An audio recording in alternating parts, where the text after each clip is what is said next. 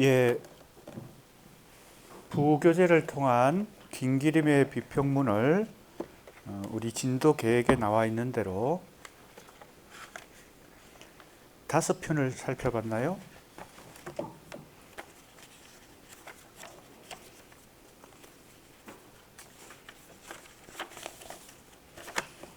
기말고사 시험과 관련되니까 잘 확인을 해보세요.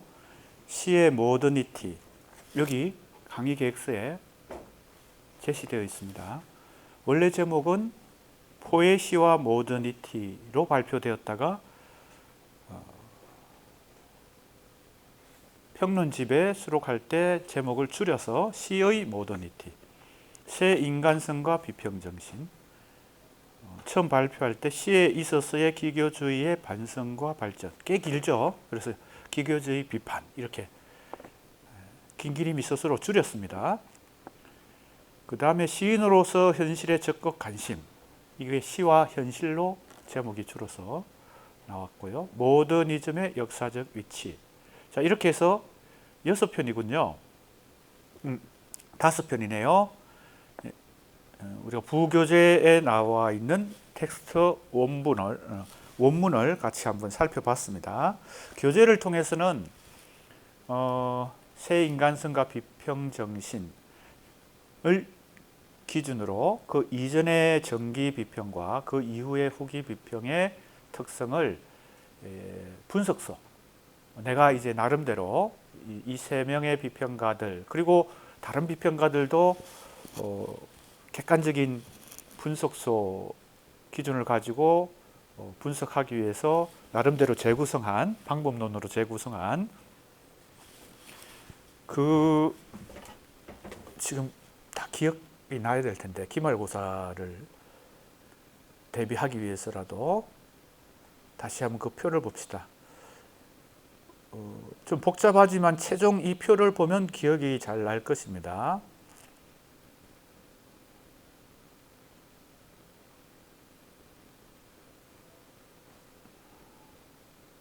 예, 이 표인데요.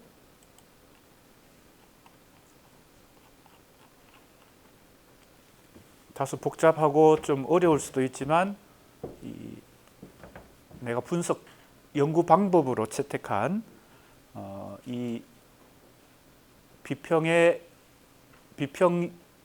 연구의 일종의 분석서, 방법론, 좌표, 뭐 여러 가지 용어를 쓸 수 있는데, 이것에 의해서 우리 교재에서는 조금 우리가 이제 지금 이 부교재에서 공부한, 읽어본 그 긴기림의 비평문, 임하의 비평문, 앞으로 임하와 박영철은 또 이 부교재를 활용해서 실제 그 비평 원문을 우리가 읽어볼 텐데, 이제 그걸 텍스트로 삼아서, 연구 대상으로 삼아서 내가 분석 방법은 이걸 적용했다는 거예요. 그죠? 그래서 작품을 중심으로 생산 관계가 있고 수용 관계가 있다. 이때 이 주체는 수용 관계의 구조 속에서 주체이기 때문에 수용 주체입니다. 가장 일반적으로 독자가 여기에 속하고요. 그 다음 비평가도 여기에 속하겠죠. 여기에 창작 주체는 시인이나 소설가가 되거나 비평가가 되고요.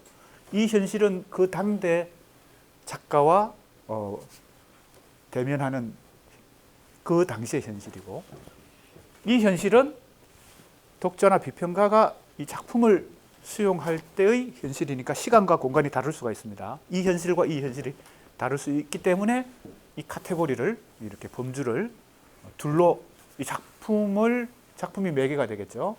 이렇게 나누어 놓고 주체와 현실, 창작 주체와 현실, 수용 주체와 현실, 일단 분석소가 됩니다. 물론 작품이 이 아주 중요한 분석 대상이겠죠. 작품이 분석 대상인데, 비평은 이 작품만, 비평가들이 이 작품만 분석하는 것이 아니라 이것이 만들어지는 과정, 생산 과정의 여러 가지 요소들을 비평가들이 다 관심을 갖고 비평을 하죠. 여기도 마찬가지입니다. 독자나 비평가가 이 수용 당시의 현실 속에서 이 창작 과정과 수용 과정이 단순하지 않죠. 복잡하기 때문에 이 화살표가 상호작용한다. 그리고 이렇게 바로 작용하지 않고 현실이 작품으로, 주체가 작품으로, 또 작품이 독자에게 혹은 비평가에게, 작품이 바로 현실에게 이렇게 바로 작용하지 않는다는 것입니다. 그렇게 이제 그동안은 좀 단순하게 생각했죠. 기존에 굉장히 많이 공부하고 우리가 수용했던 그 에이브럼스라든지, 그죠? 우리가 교재에 다 나와 있습니다. 이미 했던 것이니까 다시 자세히 얘기하지는 않고요. 헤르나디라든지, 헤르나디는 에이브럼스보다는 좀 더 복잡하게 했지만 사실은 더 정교하게 할 필요가 있다고 해서 내가 이제 이 방법론으로 이걸 설정을 했고, 매개 1과 매개 2가 작동을 하고, 또 수용 과정에서는 매개 3이 먼저 작동하고 매개 4가 작동한다. 그래서 이 표에 여러 가지 분석소가 다 있죠. 크게는 작품이 있고, 창작 주체 현실이 있고, 수용 주체 현실이 있고, 매개 1이 있고, 매개 2가 있고, 매개 3, 매개 4가 다 있습니다. 그러니까 한 10개쯤 되나요? 이걸 이제 긴기림에서 이제 뽑아보는 거죠.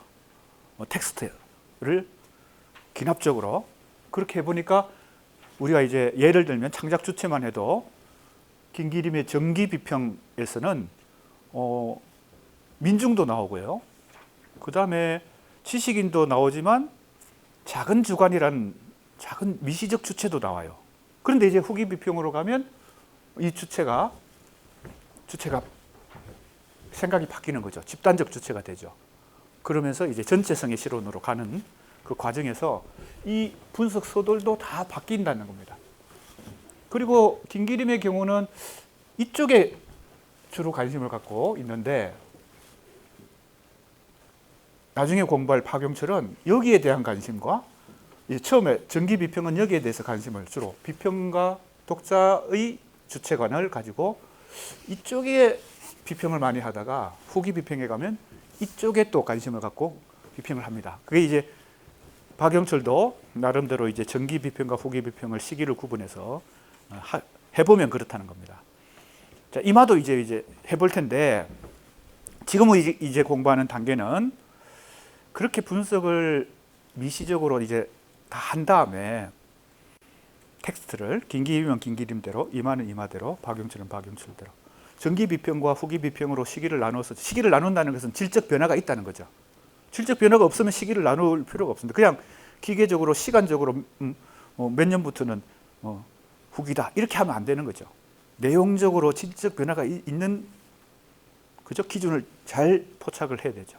보통 우리가 간행적으로 예를 드는 겁니다. 시기 구분을 할 때 이 시간적, 자연스러운 시간적 연대 혹은 사회적 사건, 정치적 사건으로 끊는 경우가 많습니다. 근데 그렇게 하는 것은 기계적인 것이죠.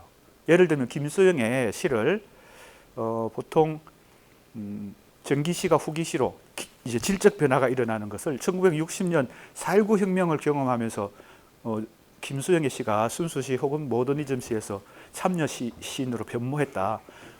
이렇게 공부를 하거든요. 대체로 그렇게 공부해요. 그게 바로 이제 역사의 시간성을 바로 작품, 문학의 시간성이 바로 대입하는 거죠. 물론 큰 틀에서는 틀리지 않은데, 물론 맞는데 작품의 증거가 필요하죠. 정말 4.19 경험을 하면서 그렇게 참여 시인이 됐느냐. 그래서 이제 마지막 작품, 풀이란 작품, 이걸 민중시로 읽잖아요. 그래서 이제 외세의 억압이 바람이고 동풍을 몰고 오는, 비를 몰고 오는 동풍, 풀은 민초, 민중이고, 이렇게 마지막 풀을 그렇게 해석하는 이유가 바로 4.19 혁명 이후에 참여의식에 눈을 뜨고 참여 시인이 됐다고 이렇게 얘기하거든요. 근데 작품을 봐야 돼. 사회적 현실은 그렇지만 딱 그 시기 구분이 작품의 시기 구분하고 들어맞느냐? 그렇지는 않거든요. 보통 문학과 예술이 정확하게 그렇게 역사적 시기 구분하고 딱 들어맞지 않습니다. 그래서 김수영의 작품을 실제로 읽어보면요, 그 질적 변화가 일어나는 것은 4.19 경험하기 전에예요. 이미 사회의식에 눈을 뜨는 거예요. 그러다가 이제 4.19가 더 이제 정폭시켰겠지. 지금 우리가 긴기림, 이마, 박용철 공부하는 대도 마찬가지인데 대부분은 이 논쟁을 하면서 논쟁이 발생했다는 것은 뭔가 계기가 충분하죠. 그죠? 겉으로 보면. 그러니까 이제 김기림의 뭐예요? 기교주의 비판. 35년 4월인가요? 35년 4월 조선일보. 이때부터 변했다.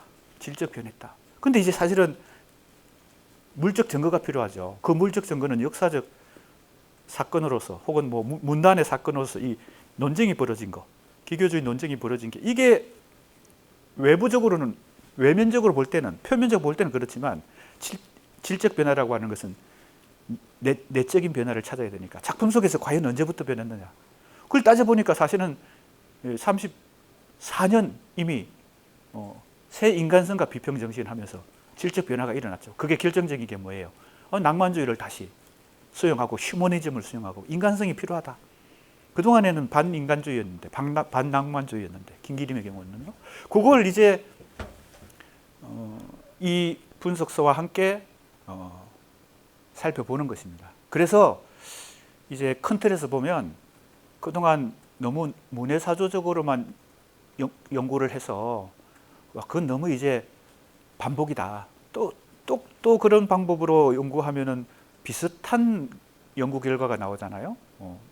김기림은 이미 모더니즘 비평가라고 알려져 있고 이만은 리얼리즘 비평가다.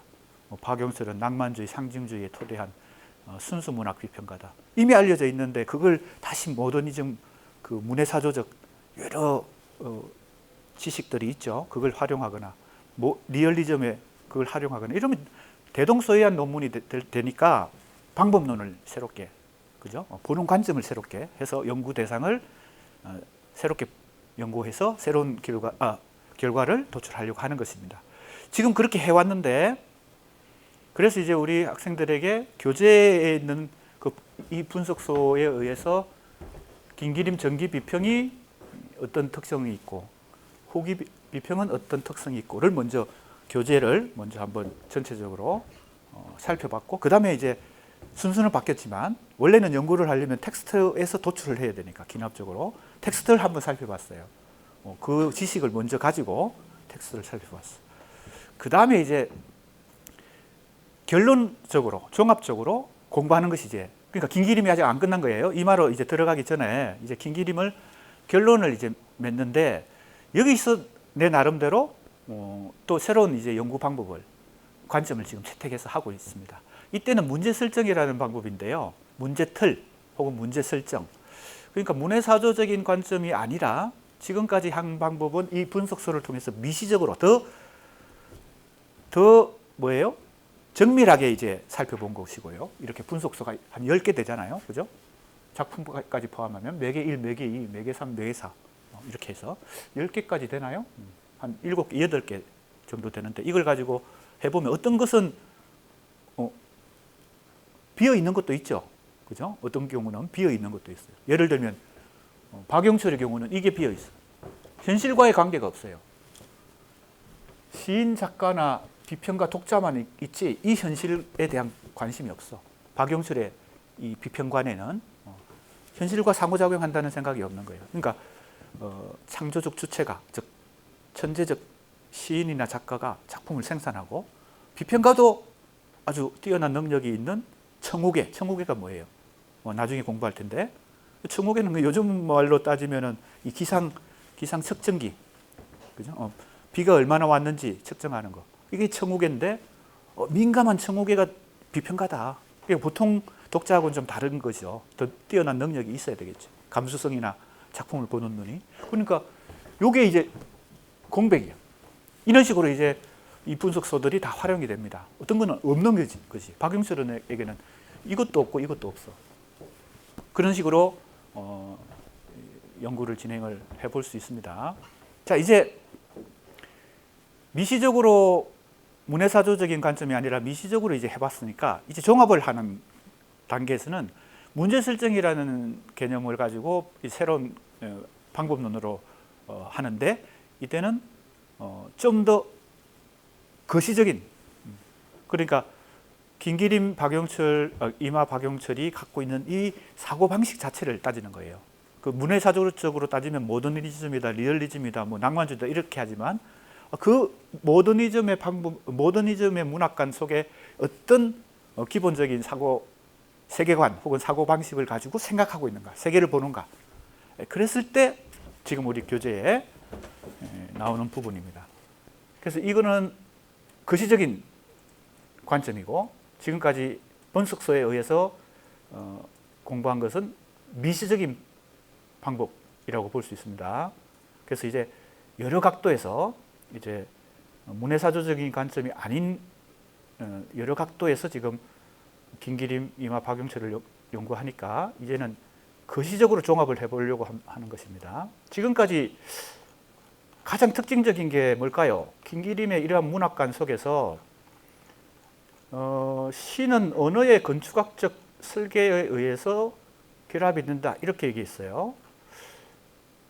그리고 기교주의 비판을 하면서 기교주의의 시대정신, 사상, 이념을 다시 결합하면 전체성의 시가 된다고 했어요. 자, 이런 그 근본적인 사고의 방식, 세계관, 이걸 이제 문제 삼아서 생각해 보면 어떤 문제 설정 혹은 세계관을 갖고 있느냐. 그것이 이제 여기 기하학적 문제 설정이란 겁니다. 기하학이라고 하는 게 일종의 과학 혹은 그 산술적이라고 할 수도 있고 수학적인 것이죠. 과학 정신, 문학 연구를 과학에 가깝게, 즉 사이언스에 가깝게 하려는 목표를 가지고 서구 모더니즘 이론과 작품에 대한 이해를 광범위하게 섭렵한 김기림이 이 구사하고 있는 이 비평에 있어서 구사하고 있는 이 사고방식 자체가 상당히 과학을 표방하고 수학과 같은 어떤 근대적 지식 체계 속에서 기하학적 사고방식을 한다는 겁니다. 그러니까 1 플러스 1은 2다, 1 플러스 2는 3이다 이렇게 생각하는 거예요. 문학과 예술도 약간 산술적으로 생각한다는 거예요. 문학은 언어로 건축한 건축물과 같은데 그 건축물을 어떻게 생각하는 거예요? 그 구성 요소의 결합으로 보는 거지. 언어가 뭘로 되어 있다고 생각했어요? 소리, 그 다음에 형태, 그 다음에 의미. 그러니까 음과 형태와 의미의 결합이 건축학적으로 이루어진 거. 그죠? 이것을 김기림은 상당히 강조를 했죠. 자, 이 부분을 한번 빨리 이제 진행을 하겠습니다. 이마로 넘어가야 되니까.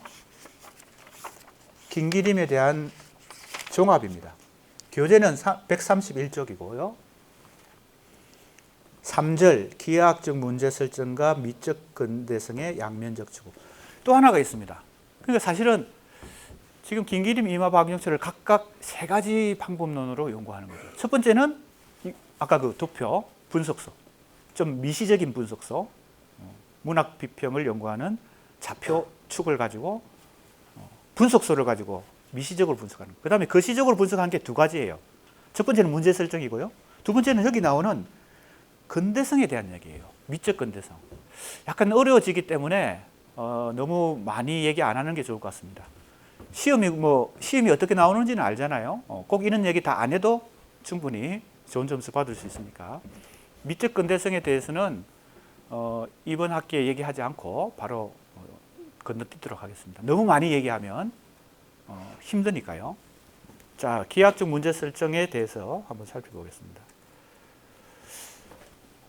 김기림 시로는 초기보다는 둘로 나누니까 정기 비평이라고 고치는 게 좋겠습니다. 지금은 초기 시론이라고 되어 있는데, 왜냐하면 셋으로 나누면 초기, 중기, 후기 이게 좋은 용어고요. 둘로 나누면 정기, 후기 이게 좋은 용어죠. 그러니까 여기는 정기라고 바꾸는 게 좋을 것 같습니다. 교재는 어떻게 되어 있나요? 교재도 초기라고 되어 있네요. 정기로 수정하고요. 김기림 시론의 기본 관점은 반낭만주의, 반인간주의, 객관적 분석주의입니다. 이게 바로 이제 문해사조적으로 따지면은 또 모더니즘의 특성이기도 하죠. 자, 그런데 여기 이제 상당히 이러한 특성은 현대 서구에서부터 발생한 현대 문학과 예술의 가장 기본적인 특성이기도 합니다. 그래서 이것에 대해서 내가 여러 번 소개한 T.E. 흉이라는 사람, 그 다음에 보링어, 꼭 문학만이 아니고 현대 예술 전반에 대해서 이런 이론가들이 현대 예술의 이런 반인간주의, 반낭만주의, 객관적 분석주의 이런 요소들을 추상성과 관련시켰어요. 자, 그래서 에즈라 파운드라든지 T.S. 엘리어트라든지 I.A. 리차즈는 비평가입니다. 그리고 미래주의, 이 요소들, 미래주의가 이제 기계 혹은 문명, 속도 이런 걸 찬양하는 거잖아요. 그죠? 현대 문명의 요소들을 찬양한 게 미래주의예요. 그래서 김기림의 이 비평관들을 다 이렇게 종합을 해보면 이 속에 사고방식을 가장 근본적인 것, 사실 어찌 보면 큰 얘기죠. 밑바닥에는 사고방식 자체가 기하학적이다 이런 거죠. 그래서 이제 내가 이건 뭐 나름대로 이렇게 기하학적이라는 용어를 생각해서 한번 연구를 해본 것입니다. 흉에 대한 철학도 나오고요. 여기 나오죠. 안티 휴머니즘, 불연속적 세계관, 반낭만주의. 이제 흉은 엘리어트나 에즈라 파운드 같은 영미 모더니즘, 다른 말로 이미지적 문학의 이론적 토대를 제공한 사람이에요. 그래서 이제 이 현대 예술의 특성을 기하학적 예술이라고 설명합니다. 자, 그러니까 이제 상당히 뭐 내가 뭐 아주 독창적으로 한 건 아닌 거죠. 다 이제 이론가들이 얘기한 것들을 종합해서 얘기하는 것입니다. 자, 자세한 얘기는 하지 않고 도대체 T.E. 흉이 말한 이 불연속적 세계관이 뭐냐? 그리고 이제 이게 다 반낭만주의, 반인간주의, 객관적 분석주의 이런 거하고 다 연결되거든요.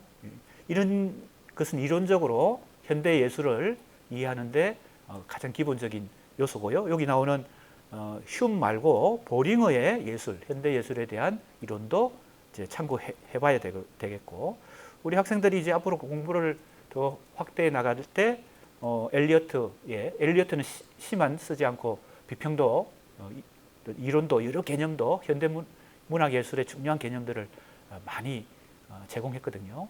특히 시에서는 객관적 상관물 이런 얘기도 했고요. 그 다음 또 넘어가겠습니다. 그래서 기하학적 예술에 대한 지금 설명들이 쭉 나오고, 비잔틴, 뭐 이집트 미술이 기하학적이죠. 이해되나요? 이집트 미술이 연상되나요? 어디 도표 같은 걸, 그림 같은 걸 본 적이 있을 거예요.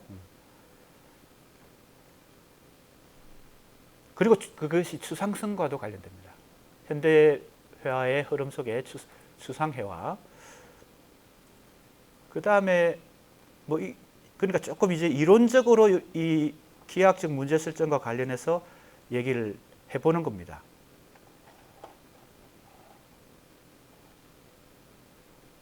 자, 좀 넘어갔어요.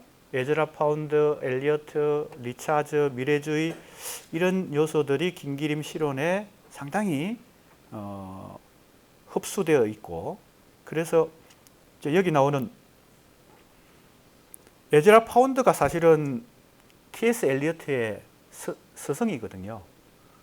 엘리어트가 야심차게 황무지를 써가지고 엄청나게 길게 장시를 써서 누구한테 보여줬을까요?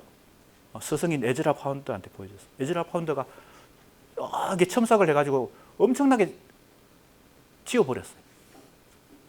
그래도 엄청난 장시죠. 그러니까 그게 압축되는 과정에서 에즈라 파운드의 영향을 많이 받았습니다. 그러니까 현대 이미지점 시로서는 사실은 에즈라 파운드가 먼저고 그 다음에 T.S. 엘리어트다.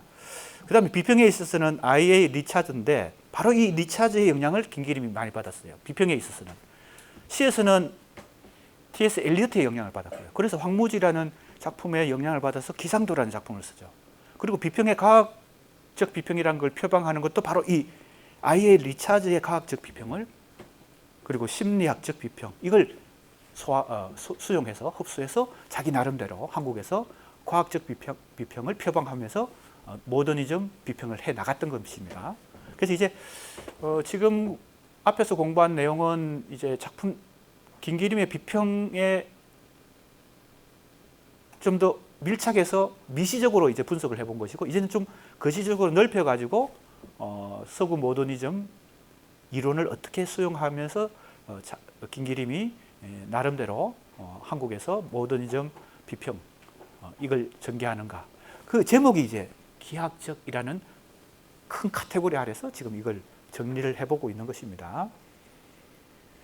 그리고 이 I.A. 리차즈의 이러한 과학적 비평이 20세기 영미 신비평의 토대를 마련해 줍니다. 그래서 신비평이라고 하는 것이 유크리티시즘인데, 영미에서 20세기 초에 모더니즘 문학 예술과 더불어 이 비평으로서는 신비평이라는 게 발생하고 한국에도 큰 영향을 주죠. 근데 한국에는 주로 이제 30년대 지금 우리가 김기림을 공부하고 있는데, 50년대 가면 이 신비평이 아주 적극적으로 한국의 비평에 영향을 줍니다. 그리고 그것이 이 문학계에만 영향을 주지 않고 이 강단 비평은 주로 대학을 중심으로 영문과, 국문과, 동문과 같은 문과대학에서 이 문학을 분석하고 연구하는 방법으로 이 신비평이 아주 큰 영향을 줍니다. 그래서 이제 국문학계도 50년대 이후에 한국 문학 연구를 할 때 이 신비평이 상당한 큰 방법론으로 작품 자체를 꼼꼼하게 그 내적 구성 요소로, 시는 시대로, 소설은 소설대로, 비평은 비평대로 꼼꼼하게 연구하는 것, 이것이 신비평의 새로운 방법론이었거든요. 이전에는 작가의 전기 연구를 한다든지 생애 연구를 한다든지 아니면 작가론이라고 해서 작가와 작품을 두루뭉실하게 이렇게 같이 이렇게 연구하면서 작품에 집중해서 작품의 심층적인 분석을 목표로 하는 게 신비평입니다. 어찌 보면 아까 그 도표 있죠. 그 도표를 가지고 김기림의 비평의 구성 요소를 찾아내고, 이마의 비평의 구성 요소를 찾아내고, 박용철의 구성 요소를 찾아내는 것은 이 거슬러 올라가 보면 그 연구 방법의 한 축에는 신비평적인 게 있는 것입니다. 왜? 작품 자체를 꼼꼼하게 보기 위해서, 심층적으로 탐구하기 위해서 그 방법론을 내가 어떻게 보면 재구성해낸 것이니까 신비평이란 게 상당한 문학 연구에, 대학에서의 문학 연구도 영향을 준 것이죠.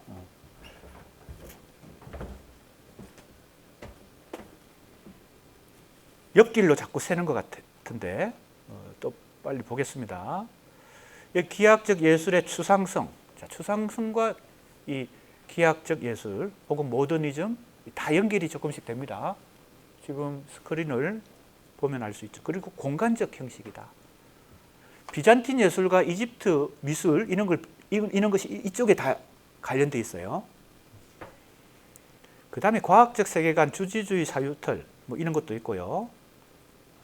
엘리어트의 몰개성 실론, 이 몰개성이라는 것도 그 용어가 특이하죠. 개성은 뭐와 연결되어 있을까요? 문학에서 개성이라고 하는 거는요, 조금 너무 도식적이긴 한데 이 몰개성론도 엘리어트가 말한 중요한 용어 중에 하나, 아까 얘기했던 객관적 상관물도 그렇지만 개성에서 벗어나야 된다는 거. 이 개성은 휴머니즘, 인간성, 인간주의, 낭만주의 이거가 다 연결되어 있어요. 한 인간의 개성. 그러니까 거기서 벗어나는 것이 현대 문학의 속성이다라고 얘기하니까 이건 반인간주의와 관련되는 것입니다.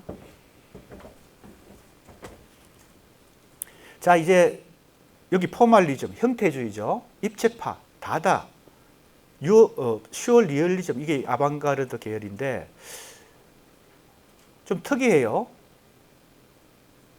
김기림이 모든 서구 모더니즘의 다양한 문해사조들 혹은 요소들을 다 찬성한 건 아니에요. 어떤 것은 비판했어요. 그게 이제 나름대로 치사 선택을 한 거겠죠. 에즈라 파운드나 엘리어트의 이미지즘은 긍정적으로 본 것 같고요.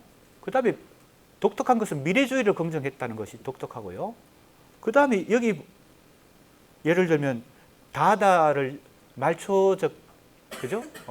말초적 신경이다 이렇게 비판을 했죠. 그리고 다다와 연결되어 있는 초현실주의도 그렇게 긍정한 것 같지 않아요. 그러니까 상당히 당대 1930년대 초반에 한국 문학에 필요한 것들을 취사선택하는 그 안목을 발휘했던 거예요. 어떤 것은 거부하고 어떤 것은 받아들이고 이렇게 한 거죠. 근데 그것이 압축 성장을 해야 되잖아요. 한국의 문학과 예술도. 그죠? 어찌 보면 우리가 지금 한강 작가가 노벨 문학상 받은 것도 압축 성장이에요.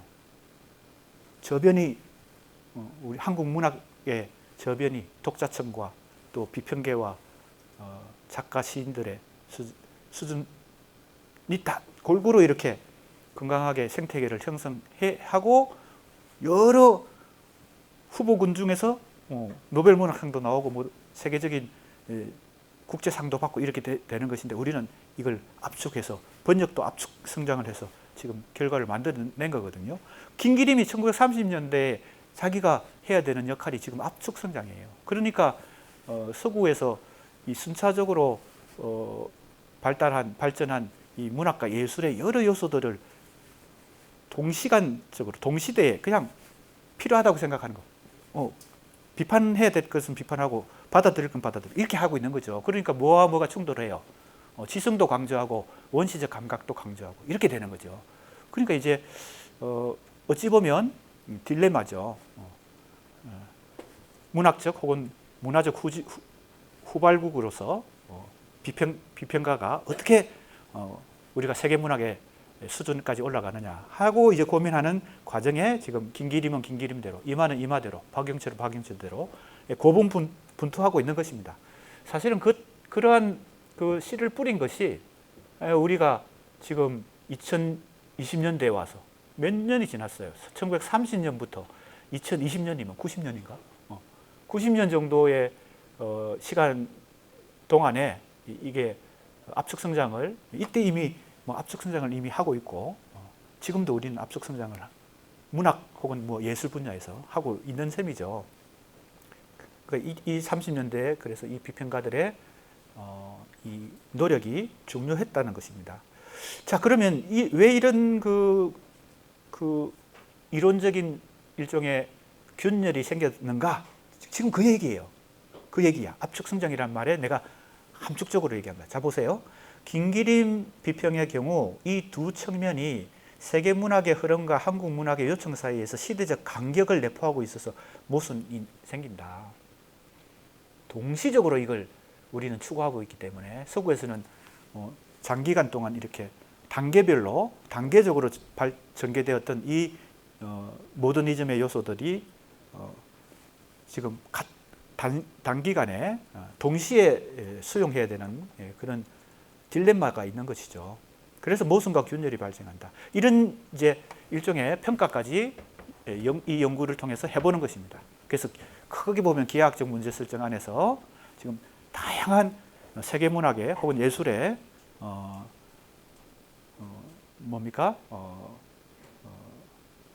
경험들이 있었고 그걸 김기림이 어떻게 받아들여서 지금 한국 문학에 이걸 실천하고 있는지를 이제 종합해서 얘기해보고 또 어떤 부분은 모순도 있다. 뭐 이런 얘기를 하고 있는 거죠.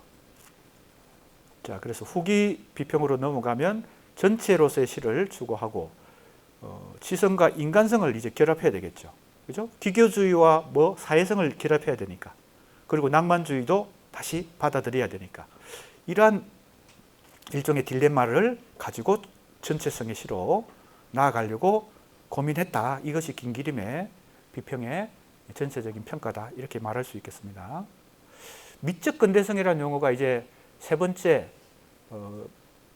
분석 연구 방법으로 사용되고 있는데 이것은 더 얘기하면 좀 더 복잡해지니까 다음 기회에 이번 학기에 공부하기는 어려울 것 같습니다. 한 가지만 얘기하면요. 현대성이라는 용어가 있고 그건 모더니티입니다. 모더니티를 번역하면 근대성이라고 번역할 수도 있고 현대성이라고도 번역할 수 있습니다. 근대와 현대에 대해서는 역사계에서도 이 개념에 대해서 상당한 논쟁이 많이 있고요. 문학계에서도 있습니다. 한국 근대문학, 한국 현대문학, 언제부터 현대문학이고 언제부터 근대문학이냐, 이게 개념상에 상당한 여러 의견들이 있습니다. 그런데 묘한 것은 둘 다 원래 용어는 모더니즘이거든요. 모더니티거든요. 그러니까 그걸 번역하는 사람이 근대성으로 번역할 수도 있고 현대성으로 번역할 수도 있기 때문에 거기에 상당한 의미 해석에 차이가 생기고 의미 부여를 근대라는 개념과 현대라는 개념에 하기 때문에 복잡해집니다. 원어는 원래 똑같아요. 모더니티입니다. 모더니티. 그 모더니티라고 하는 것이 있고요.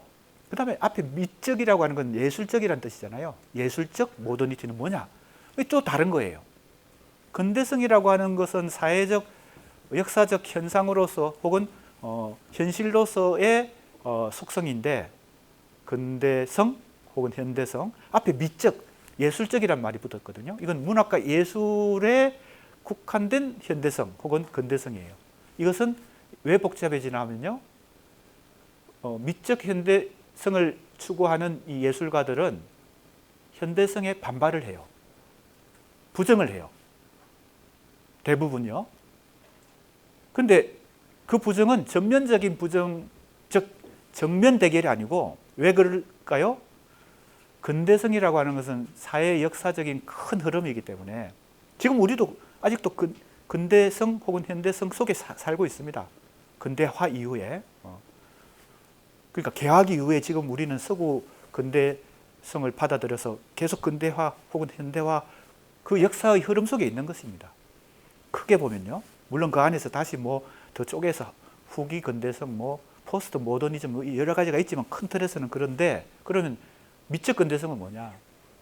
자세히 얘기할 수는 없습니다만 간단하게만 얘기하면, 문학 예술을 하는 사람들은 이 근대성의 이 흐름은 크게 보면 두 가지거든요. 하나는 정치적으로는 자유민주주의, 다른 말로 하면 경제적으로 하면 자본주의고, 정치적으로는 민족국가입니다. 민족국가가 발생하고 경제적으로는 자본주의가 형성되면서 이 두 개가 결합된 것이 근대성이라고 하는 것의 토대를 이루거든요. 한국도 마찬가지고 전 세계적으로 우리는 이제 그 근대성을 따라가는 입장인데, 민족국가와 자본주의, 그죠? 물론 자본주의의 대항 세력으로 사회주의도 있고 여러 역사적으로 발생하고 현존하기도 하지만 큰 틀에서 근대성의 흐름은 그러한데, 이 흐름에 문학 예술을 하는 예술가들은 저항을 하는 거죠. 그래서 문학 예술이 힘을 발휘하는데, 그렇게 저항하는 것은 전면적인 저항이라기보다는 그 근대성의 흐름 안에서 근대성의 비판하는 것입니다. 그 안에서 근대성을 비판하기 때문에 굉장히 복잡한 양상으로 미적 현대성이라는 것은 발생을 하게 됩니다. 그래서 어찌 보면 모더니즘도 미적 현대성의 한 일부고, 리얼리즘을 통해서 문학 예술을 하는 것도 미적 현대성의 한 일부입니다. 어찌 보면 낭만주의도 그 근대성의 흐름에 저항하는 거죠. 낭만주의, 상징주의, 그 다음에 포스트 모더니즘 이렇게 나가는 것도 다 그러한 저항의 지금 굉장히 큰 틀로 보는 것입니다. 문학 예술을 엄청나게 크게 보고 근대성에 대한 반발이자 그 속에서 생존하는, 근대성 안에서 근대성을 비판하니까 복잡한 양상이 되죠. 그게 바로 미적 근대성의 모습입니다. 그래서 이제 김기림의 모더니즘, 이마의 리얼리즘 다 어떻게 보면 이 미적 현대성이라는 그 속에서 조금씩 다른 속성을 가지고 미적 현대성의 일부를 이룬다. 이런 얘기가 되죠. 자, 이제 이마로 넘어갑니다. 교재가 있는 사람은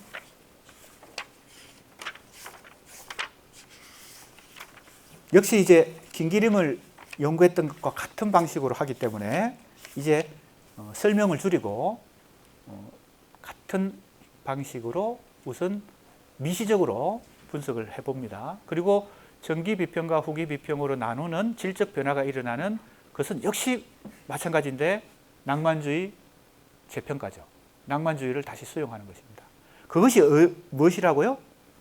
기교주의 논쟁이 발생하기 전에 바로 1년 전에 34년 여기 나오죠? 4월에 이미 우리가 이제 공부했죠. 낭만적 정신의 현실적 구조입니다. 우리가 이 부교재를 통해서 살펴볼 텐데 이 텍스트를 읽어볼 텐데요. 지금은 이걸 기준으로 정기 비평과 후기 비평으로 나누고 각각의 특성을 분석소별로 이제 살펴보겠습니다. 세밀하게 보기는 어렵고요. 그 분석소에 해당되는 것을 한 번씩 짚어보는 식으로 하고 부교재로 넘어가겠습니다. 자, 2-1절은 프로 실온과 규범이라고 그랬는데 이건 임하의 정기 비평을 규정한 것입니다. 가장 큰 틀에서. 그죠? 가장 큰 테두리에서. 프로라고 하는 것은 프롤레타리아를 뜻하죠. 카프, 프로. 프롤레타리아를 줄여서 보통 프로라고 합니다. 즉, 노동자, 농민 같은 무산자 계급을 역사의 주체로 생각하는 그런 마르크스주의에 입각한 그런 비평이다. 실온이라는 것은 비평이라는 뜻이고, 그 프롤레타리아 비평과 이것이 이제 중요한 특성인데, 이마의 정기 비평은 규범에 입각해 있다. 규범. 하나의 규칙이 있는데 그 규칙대로 하는 것입니다. 지금 이 카프와 뗄래야 뗄 수 없는 것이 이마인데, 이마는 2세대 지도자입니다. 2세대 리더예요. 1세대는 박영희 같은 소설가, 김기진 같은 비평가. 김기진이 호가 팔봉이에요. 그래서 팔봉 김기진. 자체 논쟁을 해요. 이 카프 문학 안에서. 이 스스로. 왜? 이 프로 문학이, 카프 문학이 어떤 방향성을 가지고 조선에서 문학을 추구해야 되느냐 가지고 내부 논쟁을 많이 벌입니다. 1차 내부, 2차 내부 논쟁, 3차 내부 논쟁까지 해요. 그렇게 하면서 주로 이제 1세대 리더였던 이 박영희 소설가하고 김기진 비평가가 논쟁을 하면서 방향성을 찾아 나가는 과정입니다. 지금 다 얘기할 수는 없어요. 그래서 어찌 보면 이 카프 문학이 한국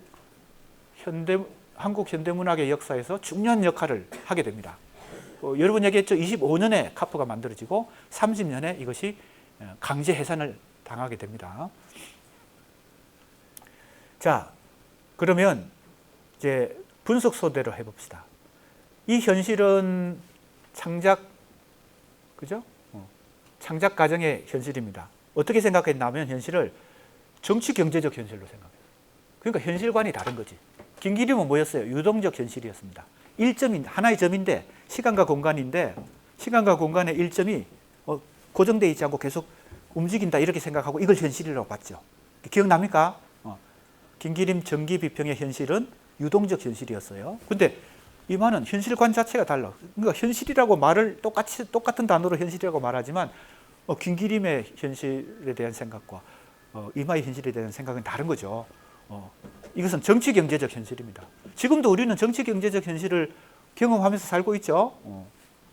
국제적 정치 현실, 국내 정치 현실, 그것에 영향을 받으면서 살고 있습니다. 미국에 누가 대통령이 되냐에 따라서 국제 정세가 엄청나게 변동하니까 지금 신경을 세우고 있죠. 우리나라도 그렇고 뭐 전 세계가. 트럼프 대통령의 그 정책에 엄청나게 세계 정세가 변동하니까 그것을 예의주시하지 않을 수 없죠. 그런 게 다 이제 정치 경제적 현실입니다. 그 다음에 주체는 어떻게 봤느냐? 아까 그 도표 생각나죠? 그 분석소? 현실은 정치 경제적 현실이고 주체는 어떤 주체냐? 여기 보세요. 계급 주체긴 한데 이마도 이 초기에는 이 계급 주체라고 하는 것은 프롤레타리아 계급을 중심으로 생각하는 것이 이제 카프 문학이고 마르크스주의니까요. 그런데 사실은 이마가 프롤레타리아라고 말하기가 어렵죠. 이마는 엄청난 지식인입니다. 그죠? 문학뿐만 아니라 영화 배우도 했고 한국 당시에 예술 활동도 많이 했고 엄청난 인기를 누렸던 그런 유명한 문학 예술인인데 그러니까 규범이죠. 규범에 의해서 이게 우리 카프 문학은 계급 투쟁을 해야 되니까 계급을 항상 프롤레타리아를 중심으로 생각해야 되는데 이게 아직은 체험적으로, 그죠? 이마도 아직은 체험적으로 이 자기가 프롤레타리아가 아니니까 관념적 계급 주체. 그래서 이제 관념적 계급 주체라고 내가 이제 이걸 개념을 붙인 것입니다. 이 정기 비평에서는 현실과는 정치 경제적 현실이고 주체과는 관념적 계급 주체다. 그리고 이 이데올로기가 뭐예요? 매개 1이지. 이해가 되죠? 매개 1. 매개 1이 뭐예요? 창작 주체와 현실과의 상호작용이 그죠? 화살표. 이것이 매개 1이었으니까 이데올로기로 이 상호작용한다고 생각한 거지. 이게 이제 말 그대로 마르크스주의인 거죠. 이데올로기가 중요하다. 이념이 중요하다. 그러니까 다른 요소로 판단하지 않고 이념의 이데올로기가 얼마나 강하고 약하냐, 선명하냐, 이거 가지고 주체가 현실과 만나는 이 강도를 따지는 거. 이게 이제 카프 문화인이니까 당연히 이만은 그렇겠죠. 자, 그래서 이게 정기비평의 주체관과 현실관 그리고 매개 1입니다. 매개 1은 무슨 매개예요? 인식적 매개라 그랬죠. 아직은 언어 창작 과정 전이니까 인식 단계에서 주체가 현실과 맺는 관계가 이데올로기로 맺어진다는 것입니다. 여러 가지 이제 지금 이마의 비평문들을 지금 이 분석하면서 하고 있어요. 근데 이걸 다 지금 우리가 할 수는 없습니다. 여기 뭐 보면요, 여러 가지 얘기들이 나와요. 특히 단편 서사시 이 얘기들까지 하면 너무 길어지고 방대해지기 때문에 김기진이 나오죠. 김기진이 1세대 리더였는데 이제 2세대인 리더인 이마하고 이마가 쓴 이 시에 대해서 김기진이 단편 서사시다 이런 명칭을 붙입니다. 우리 오빠와 하루 이런 작품요. 네 거리의 순위 굉장히 유명한 작품들입니다. 당시도 그렇고 지금 우리가 이마를 연구하는 사람들이 많은데, 자, 그 다음에 뭐 노풍 시평의 항이암 이런 것도 있고요. 김기진과의 관계도 나오고요. 아무튼 현실관과 주체관을 이제 살펴볼 수 있는 여기 X 표시 있잖아요. 이게 다 지운 것입니다. 당시에 일제가 검열을 하니까 이게 허용 안 되는 것들은 문학 예술을 다 검열했으니까요. 지금 식민지 지하니까 출판을 못 하는 거예요. X를 이런 거 무슨 단어가 들어갔을지는 우리가 짐작을 할 수 있지만, 그죠? 이걸 당시에 상황을 우리가 엿볼 수 있는 대목입니다. 자, 이제 우리 핵심만 체크하는 식으로 해야 될 것 같습니다. 시간이 되는 사람들은 좀 읽어봐야 되겠죠. 기말고사 때 중간고사와 같은 방식의 유형으로 출제가 되니까 총 4문제인데 첫 번째 유형은 길게 서술하는 거. 그것은 비평가 3사람이니까 한 사람 두 문제가 나오니까요. 그러니까 전체적으로 정리를 잘 해야 됩니다. 그죠? 작품도 좀 인용하면서 정리를 해야 됩니다. 그 다음에 2절인데 프로시의 독자성과 대타의식으로서의 시 양식입니다. 김기림, 박용실에 비하면 이만은 문학예술 작품 자체의 구성 요소에 대해서는 크게 비평을 하진 않았어요. 뭐가 중요한 거예요? 이데올로기가 중요하죠. 아까 그 매개 1이 중요한 것입니다. 그러니까 매개 2에서 어떻게 이 이데올로기가 작품으로 언어 창작을 통해서 작품으로 형성화되어서 작품을 만들어내는 그 매개 2에 대해서는 사실은 크게 관심을 갖지 않는 것이죠. 그러니까 이제 작품의 수준, 형성화 수준, 미학적 수준 이거보다는 이데올로기의 강도가 중요한 것이죠. 이 사람이 얼마나 당파성이 강한가, 얼마나 계급투쟁에 대한 목적의식이 강한가. 그거 가지고 이 작품도 우수하다. 이 작품은 아직 이념이 약하다. 이 작품은 이념이 강하다. 그러니까 이제 이마로 대표되는 리얼리즘 문학이 김기림이나 박용철 같은 다른 문학적 입장에 있는 사람들에게 비판을 많이 당하는 요소가 바로 그거죠. 매개이가 약한 거지. 어떻게 작품으로 형성하느냐, 그죠? 미학적 수준을 확보하느냐, 이런 것은 크게 관심이 없는 거죠. 그러니까 여기 보세요. 프로시의 독자성이라고 하는 것은 프롤레타리아 계급시의 대타의식입니다.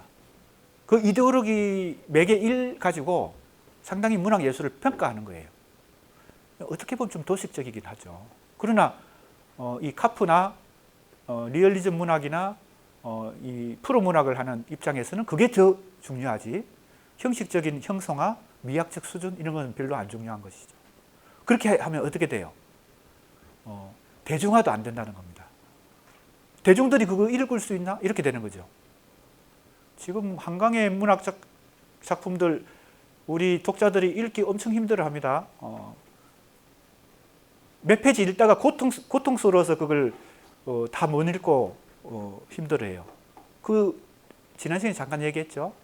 한강 소설의 주제 의식은 굉장히 리얼리즘적 주제 의식인데, 왜냐하면 사회성과 역사성이 굉장히 강한 무겁고 진지한 주제잖아요. 근데 그걸 형식 실험을 가지고 해가지고 문체도 시적인 문체, 시적 산문으로 표현하기 때문에 모더니즘적 형식 실험과 문체 실험을 했단 말이에요. 시적 산문으로. 그러니까 지금 이마가 볼 때는 그런 작품은 이 이데올로기, 이념의 수준은 높지만 미학적 수준까지 높은데, 그렇게 하면 독자 대중성이 대중화가 안 된다. 카프, 그래서 그게 이제 아까 얘기했던 카프 내부 논쟁 중에 중요한 논쟁 중에 하나입니다. 대중화 논쟁. 카프 문인들끼리 서로 계속 방향성을 찾기 위해서 카프가 어떻게 한국 문학을 방향성을 가지느냐 가지고 논쟁을 하는데, 대체로 어떻게 돼요? 이 대중성을 더 따라갑니다. 그러니까 이제 이마도 지금 이 정기 비평에서는 그냥 프로시의 이념이 중요한 것이죠. 그리고 대터 의식을 갖는 것입니다. 이 계급 의식을 안 갖고 문학을 하는 사람, 이 이데올로기가 부족한 채, 매개 1이 부족한 채 매개 2를 실천하는 사람, 이런 문인들, 이런 예술들은 다 이제 부정하고 비판하는 것이죠. 그래서 여기 나오는 세계관이 나옵니다. 그렇죠? 이걸 통틀어서 세계관이라 이렇게 말할 수 있습니다. 어느 것이 더 옳고 그르고 어느 것이 더 맞고 틀리고 이건 아닙니다. 문학과 예술은 이 입장 차이를 지금 어떻게 보면 문학과 예술이, 현대 문학과 예술이 보여줄 수 있는 입장 차이를 지금 김기림, 이마, 박용철이 대표적으로 보여주고 있는 것입니다. 그래서 이 김기림, 이마, 박용철의 비평을 잘 이해하면 한국 현대 문학 전체가 이제 어떻게 보면 안목이 생기는 거예요. 그 이후에 뭐 많은 비평들이 있고 많은 시소설들이 나오지만 그 안목을 이제 이 세 사람의 비평을 통해서 대표적으로 이제 우리가 확인해 볼 수 있습니다. 자, 또 넘어갑니다.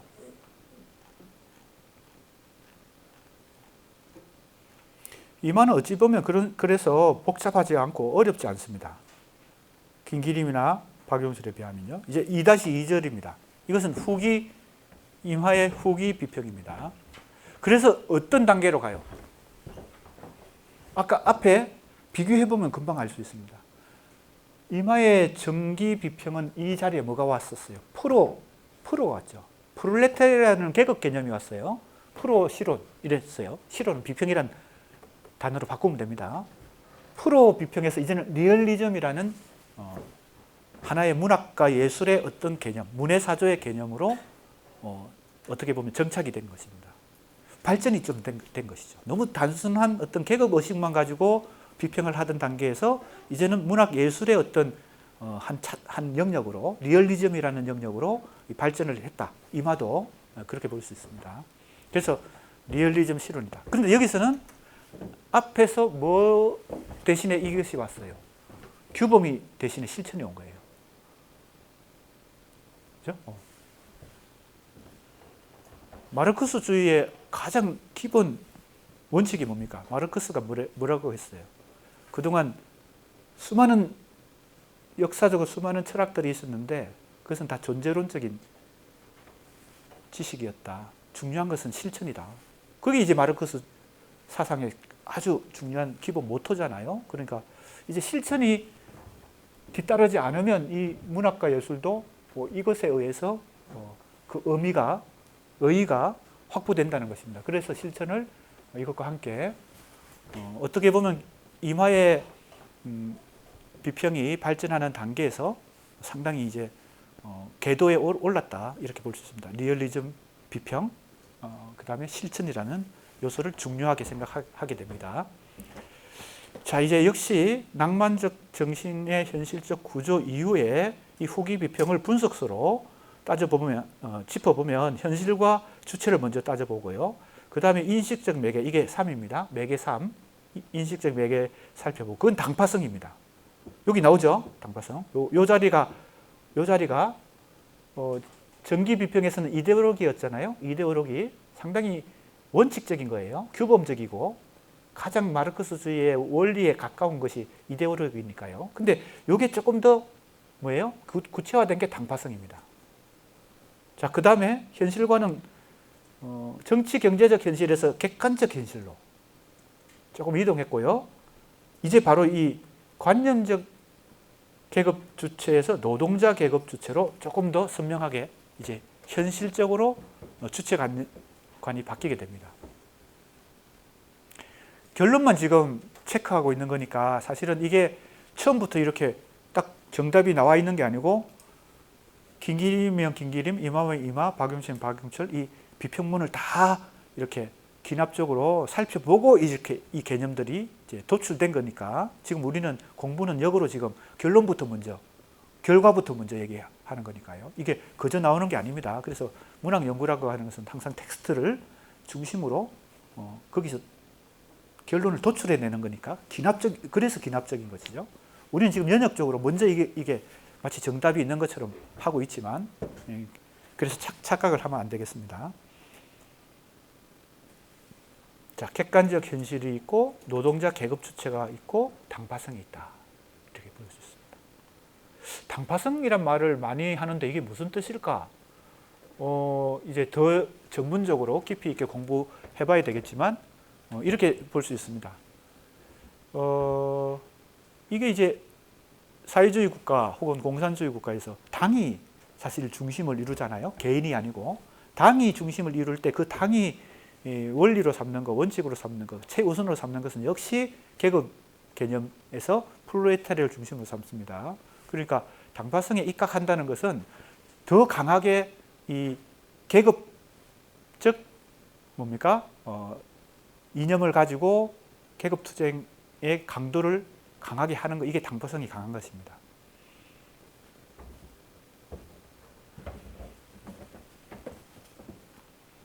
자, 이제 이미 앞에서 기교주의 논쟁에서 왜 이렇게 질적 변화가 일어났는지, 질적 변화는 사실은 김기림보다 임화가 먼저 질적 변화를 시도한 것이죠. 바로 이게 34년 4월이니까요. 낭만적 정신의 현실적 구조. 김기림의 새 인간성과 비평 정신보다 이 낭만적 정신의 현실적 구조가 조금 앞섭니다. 그죠? 같은 34년이지만, 즉 인간성을 새롭게 받아들이고 낭만주의도 새롭게 받아들이고 그렇게 할 수 있었던 계기는 이게 뭐 이마 개인의 독창적인 무슨 생각이 아니고 세계사, 세계 정세, 세계 정치 변화 속에서 소련에서 사회주의 리얼리즘이라는 그 당에서 문학 예술은 앞으로 이렇게 해야 된다. 그 규칙을 만들어 준 거죠. 그리고 거기서 혁명적 낭만주의도 나오고 사회주의 리얼리즘이라는 개념이 나오고 그걸 이제 한국의 임화가 받아들인 것이 바로 낭만적 정신의 현실적 구조죠. 34년 4월입니다.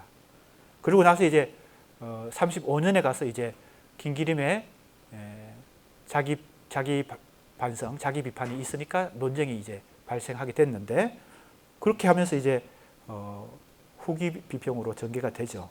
그래서 객관적 현실과 노동자 계급 주체, 그 다음에 당파성 이런 요소가 주체관, 현실관, 그리고 매개 1에 해당되는데 매개 1은 인식적 매개입니다. 매개인은 무슨 매개라고요? 기법적 매개. 이제 이거는 언어의 창작 과정을 통해서 작품이 만들어지는 것이 매개이니까 이건 이제 언어가 개입하는 단계입니다. 자, 낭만적 정신의 현실적 구조. 우리가 이걸 읽어볼 테니까 여기 교재에 나와 있는 이것을 이제 요 대목은 바로 우리가 부교재에서 중요하게 읽어볼 낭만적 정신의 현실적 구조니까요. 이거 넘어가겠습니다. 그 다음에 이런 글도 발표해요. 위대한 낭만적 정신. 36년 1월에. 그죠? 위대한 낭만적 정신. 부제목이 이로써 자기를 관찰하라. 관철하라. 상당히 용어가 과격하죠. 자, 이것도 우리가 포함이 되어 있나요? 한번 봅시다. 위대한 낭만적 정신. 그죠? 이마는 우리가 한, 둘, 셋, 넷, 이마는 네 개의 비평을 우리가 공부하게 되는데, 위대한 낭만적 정신도 있습니다. 그 다음에 이제 담천하의 시단 1년으로 넘어가는 거죠. 그게 이제 논쟁의 과정에서 발생하는 것입니다. 자, 이제 또 그 다음 분석서를 찾아가 봅시다. 이거 자세하게 공부하기는 지금 어려우니까요. 자, 이제 내용과 형식의 통일이란 말이 나오죠. 구체적으로 이제 매개 1이 매개 2와 만날 때 그래서 작품이 만들어지죠. 이 매개 1이 뭐라고 지난번에 얘기했어요? 다른 말로 우리가 흔히 말하는 매개 1이 내용이에요. 즉 이데올로기가 이제 내용인 거죠. 아직은 형식을 만나기 전이니까 이게 내용이에요. 매개 1이 주체가, 창작 주체가 당대 현실과 상호작용을 하면서 인식적으로 매개를 하는 것이 여러 가지가 있는데 김기림은 뭐 대표적으로 지성이라고 생각했고 이만은 이게 이데올로기라고 생각했으니까 그 매개 1이 뭐가 되는 거예요?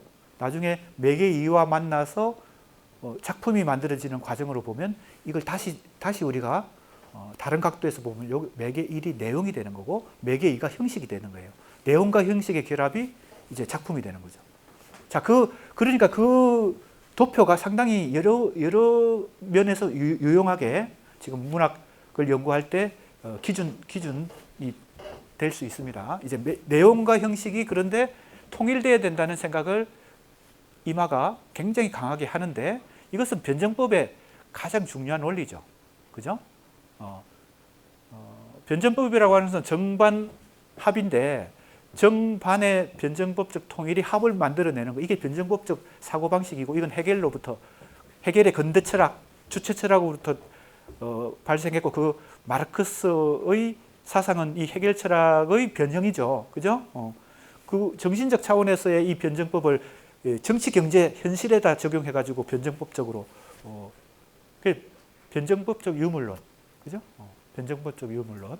그러니까 나중에 우리가 문제설정, 이건 큰 틀에서 김기림의 문제설정은 뭐라고 했어요? 기하학적 문제설정이고 이게 현대문학 예술의 상당한 김기림의 독창적인 이 사고방식이라기보다는 서구 현대문학과 예술의 곳곳에서 이 기하학적 이 사고방식들을 우리가 발견할 수 있는데 그것들을 다 흡수했기 때문에 자기도 이제 기하학적인 과학적 사고방식으로 문학과 예술을 한 것이고 나중에 이제 공부하게 되는 이제 문제 설정 단계에서 공부하게 되는 이마의 문제 설정은 이건 너무 쉽습니다. 변정법적 문제 설정이에요. 이 사고방식 자체가 헤겔의 변정법 혹은 마르크스의 변정법 여기에 역사철학적 유물론, 그죠? 변정법적 유물론 여기서 사고방식에 입각해 있기 때문에요.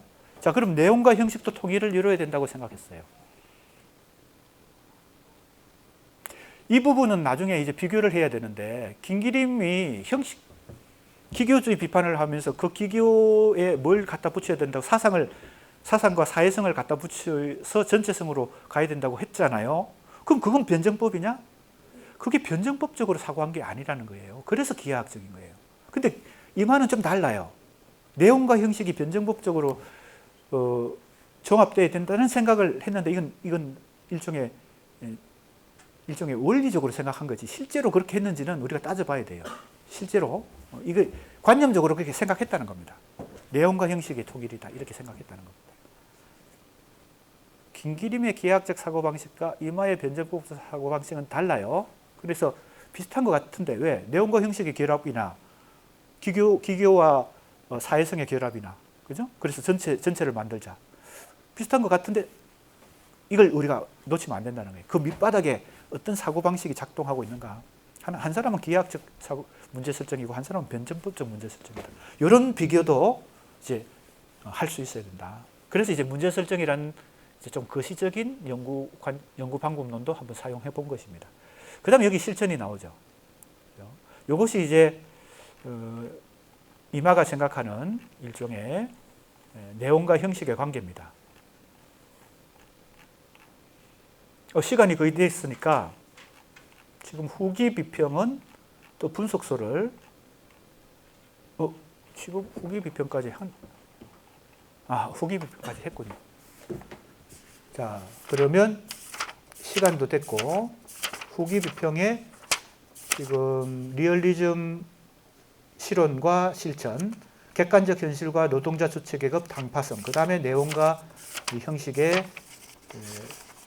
종합 혹은 변전법적 결합, 여기까지 분석소에 입각해서 이마의 전기 비평과 후기 비평의 큰 특징을 한번 짚어보고 이제 다시 넘어갑니다. 다음 시간에 이제 이마의 텍스트 지금 4개입니다. 그래서 이 텍스트를 다시 긴 그림처럼 읽어볼 거예요. 읽어보면서 다시 점검을 해볼 거예요.